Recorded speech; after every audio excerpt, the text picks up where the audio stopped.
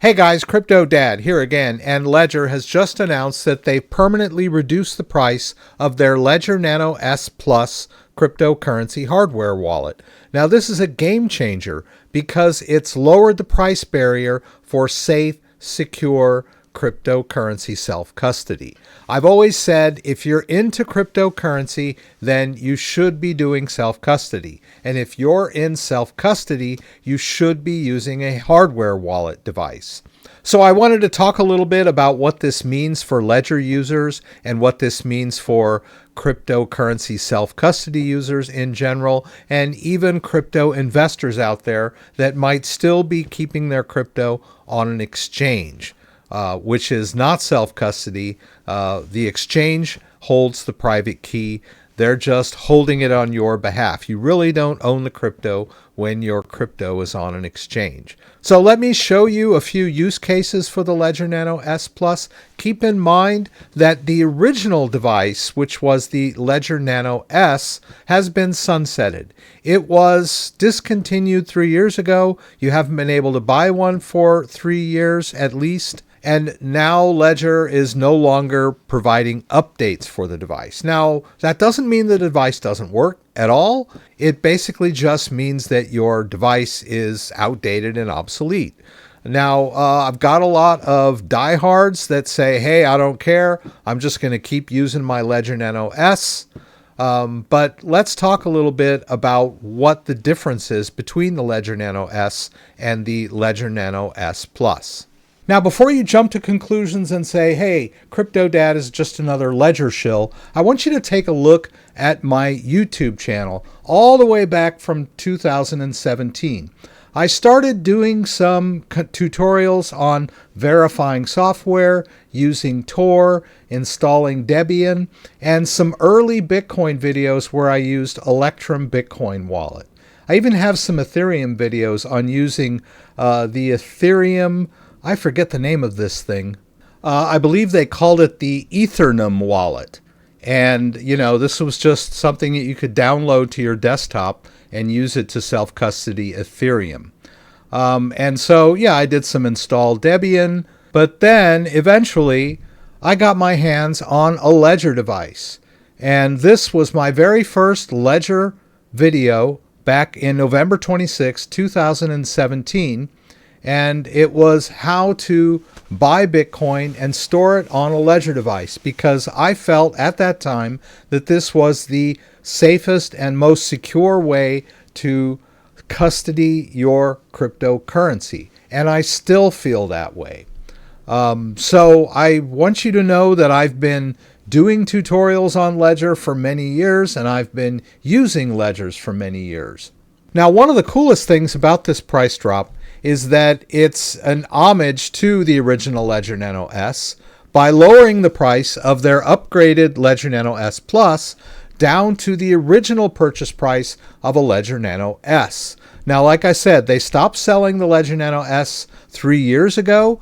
There are some people that may have bought one, 4 or 5 years ago that are a little upset. But a lot of people have had their device for, say, 8 or 9 years, and it's really time to upgrade. But let's talk about why, if you have a Ledger Nano S, you probably should be using the S Plus. I have an old Ledger Nano S, wherever it is. I have an old Ledger Nano S right here, and I have it connected to Ledger Live.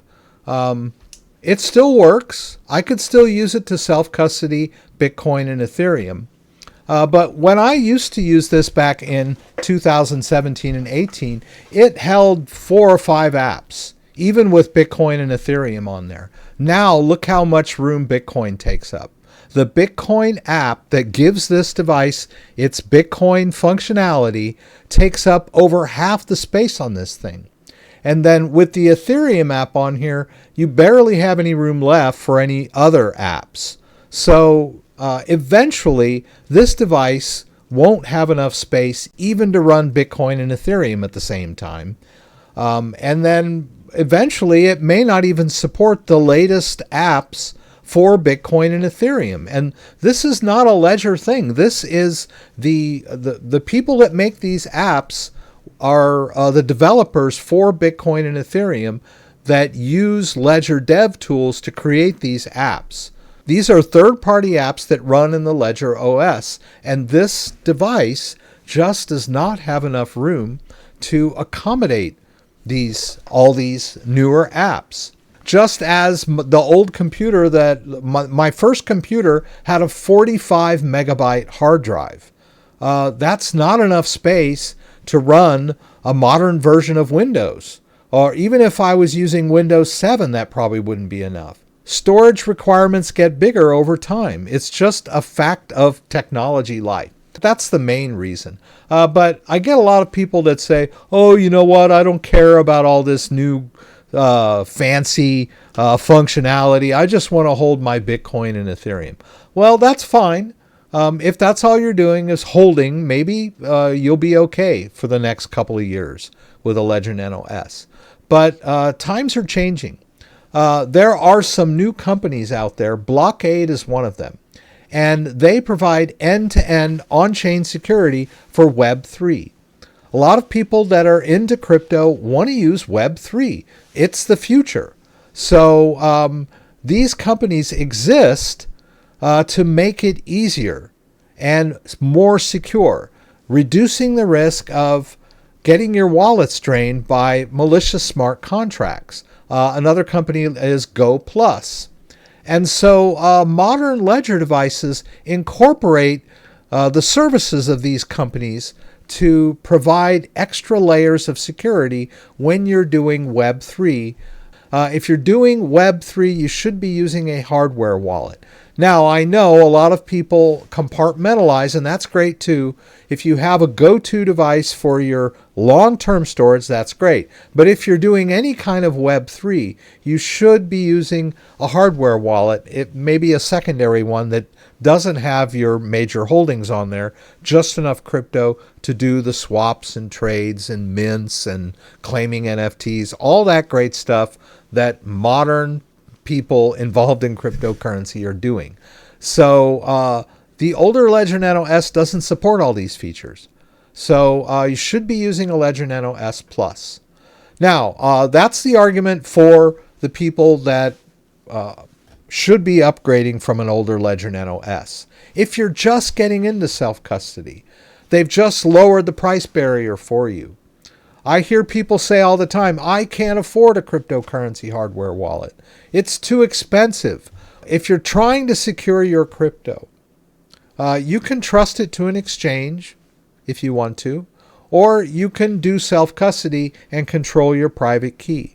But if you're going to do that, you should be using some kind of crypto hardware wallet, and the Ledger Nano S Plus is a great entry point for doing self-custody and holding your keys offline, safe, and secure.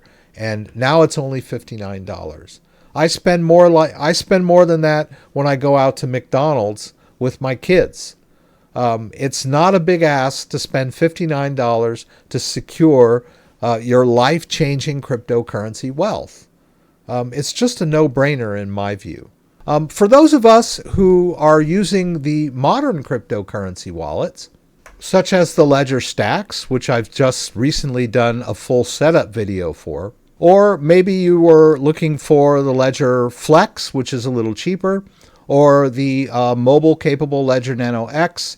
If you've got any of these higher-end wallets and you want to go to backup, the Ledger Nano S Plus is a great choice. Now, when you set up a hardware wallet, you write down your seed phrase, which is 24 words that you can use to restore your device if anything happens to it. So you can always use that to restore to a new device. But if you're using your go-to device like your Flex, your Stax, or your X, and something happens to it, or you misplace it, you don't want to have to go through the hassle of ordering a new device and running the restore. It could take 2 or 3 days. You want access to your crypto. So having a backup device that can just step in and hit the ground running and manage your crypto right away, the Ledger Nano S is a great choice for that. So when you restore a device using a 24-word seed phrase. If you use the seed phrase from your original device, from when you first set it up, that second device that you've restored now is a mirror copy. So I can go into any of these accounts that are already set up and start managing them using my secondary device. So this is a great peace of mind. Nobody wants to lose access to their crypto for 3 days, 4 days, or even a few hours. You want to have access to your crypto when you need it, right? So having a little backup device, an inexpensive backup device, is a great peace of mind if something were to happen to your go-to device. While I've got this Ledger Nano S connected, let's take a look over here in my Ledger. All right, I have 3 apps installed on this device. Notice how little room Bitcoin and Ethereum take up compared to all of the leftover space.